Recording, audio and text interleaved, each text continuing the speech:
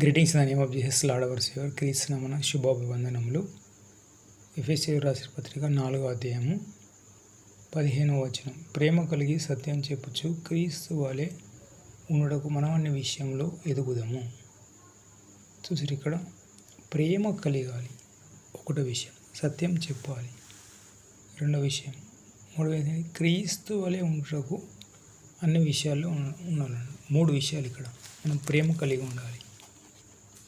అపోస్తలుడైన పౌలు 1 కొరింథీ 13వ అధ్యాయం మొత్తం ప్రేమ గురించి క్షుణ్ణంగా చెప్తాడు.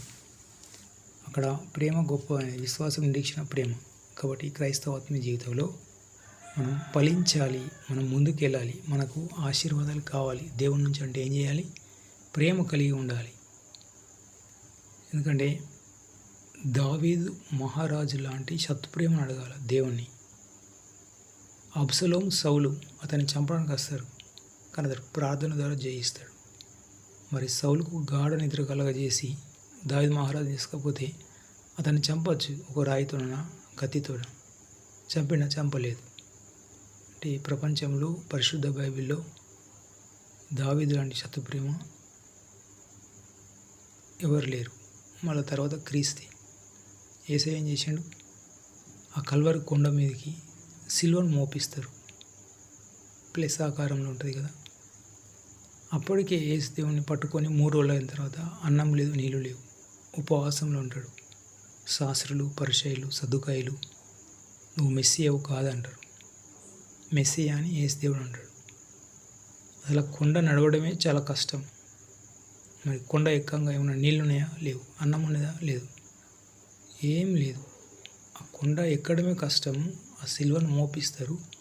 పాతాల గరిగె లాంటి కొండ్లు, ఇనుప కొండ్లతోటి శరీరంలో వేసి గుంజితే ట్రాక్టర్ దున్నితే ఇట్లా నాగటిసాలు, అలాంటి నాగటిసాలు వస్తాయి. అయినా కానీ దీవించిండు, కానీ శపించలేదు.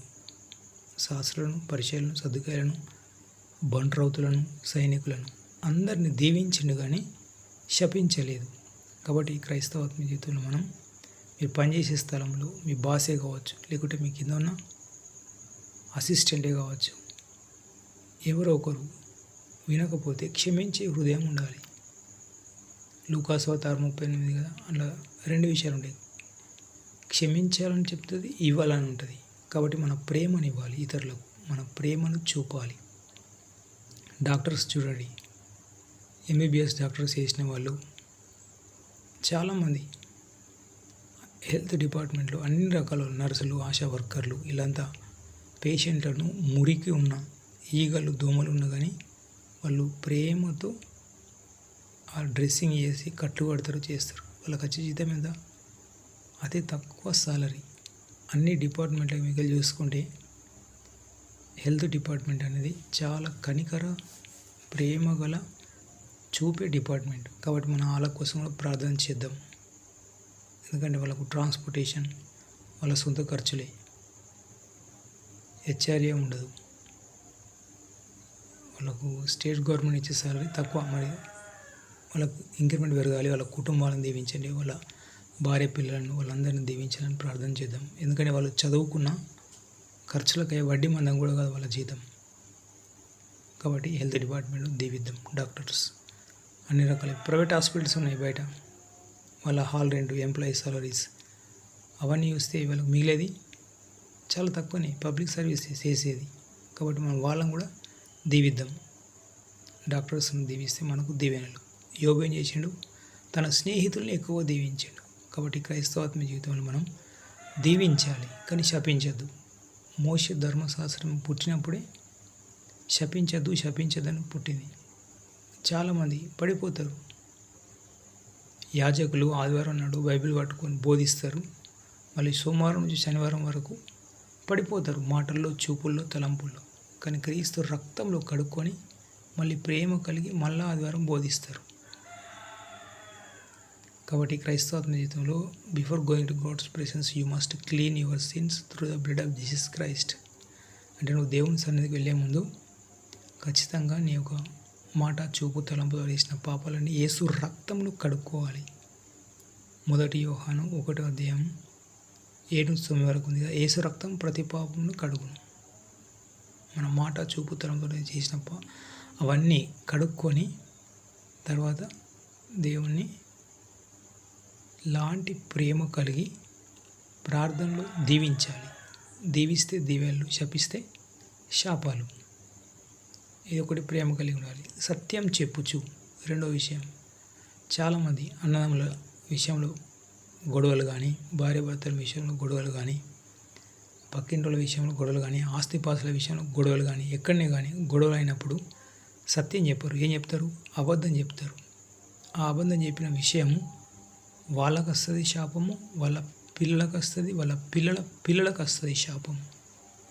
కాబట్టి ఈ క్రైస్తవాత్మ జీవితంలో మనం ఫలించాలంటే, మనం ముందుకు వెళ్ళాలంటే ఏం చేయాలి? సత్యం చెప్పాలి, అబద్ధ సాక్ష్యం చెప్పొద్దు.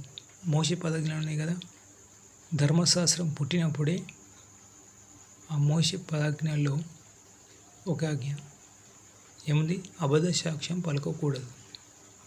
చాలామంది అన్నదమ్ముల ఆస్తులు పంచినప్పుడు కానీ, ఇంటి పక్క వాళ్ళ ఆస్తుల విషయంలో కానీ అబద్ధం చెప్తే వీళ్ళకి ఎంతో కొంత కమిషన్ వస్తుందని, ఏదో దొరుకుతుందని అబద్ధం చెప్పిన వాళ్ళు ఉంటారు. కానీ అది వాళ్ళకు, వాళ్ళ పిల్లలకు 7 తరాలకు వస్తుంది. కాబట్టి మనం ఏం చేద్దామంటే సత్యం చెప్పాలి. మళ్ళీ ఇంకో 3 విషయం ఏంటిది? క్రీస్తు వలె నడుచుకోమంటున్నాడు. చూసారు ఇక్కడ ఏముంది? ఇక్కడ ప్రేమ కలిగి ఉన్నాడు, సత్యం చెప్తూ క్రీస్తు వలె నడుచుకోవాలి. క్రీస్తు ఎలా వచ్చిండు? భూలోకంకు గొర్రెపిల్ల స్వభావంతో వచ్చిండు. పుట్టింది పశువుల పాకలో, పెరిగింది సాధారణ కుటుంబంలో, సిలువ వేయబడ్డది కల్వరి కొండ పైన. ఈ 4 ప్లేసెస్ సువార్త తిరిగినంతా కూడా సముద్రం ఒడ్డుకు, రకరకాల ప్రాంతాల్లో సువార్త చేసిండు, కొండలలో అక్కడక్కడ. కాబట్టి ఈ 4 ప్లేసెస్ కూడా మురికి ప్లేసెస్. కాబట్టి క్రీస్తు శాస్త్రుల పరిచయాలు సర్దికాయలాగా లగ్జరీ లైఫ్, జంతు చర్మాలు, ద్రాక్షరసం, మాంసం తినకుండా ఉపవాసం ఉండి నిద్ర లేక ప్రార్థన చేసి దేవుని వాక్యం బోధించాడు. బయలు ప్రవక్తలకు క్రీస్తుకు తేడా ఒకటి. ప్రపంచవ్యాప్తంగా క్రైస్తవులు ఎందుకు స్ప్రెడ్ అయ్యారు? ఎందుకంటే క్రీస్తు ప్రేమమయుడు, ఉపవాసం ఉండి దేవుని వాక్యం బోధించాడు. కానీ బయలు వాళ్ళు తినుచూ తాగుచూ బోధించారు. వాళ్ళు ప్రవక్తలే, దేవునికి నరులకు మధ్యవర్తులే. కానీ క్రీస్తు వాక్యం ఎందుకు స్ప్రెడ్ అవుతుంది? ప్రపంచవ్యాప్తంగా అన్ని దేశాల్లో స్ప్రెడ్ అవుతుంది. పరిశుద్ధ బైబిల్ అన్ని లాంగ్వేజ్లో ప్రింట్ అయింది. అధికంగా అమ్ముడుపోయే పుస్తకం ఏంటిది? పరిశుద్ధ బైబిలే. పవిత్ర గ్రంథం అన్ని భాషల్లో ప్రింట్ అయ్యి అధికంగా అమ్ముడుపోయే పరిశుద్ధ గ్రంథం బైబిల్. ఎందుకు? క్రీస్తు ఉపవాసమునుడు, నిద్రలేక దేవుని వాక్యం బోధించిండు. మరి అలాంటి మనసు మనం కలిగి ఉందాం. God bless you. Have a nice day. Praise the lord.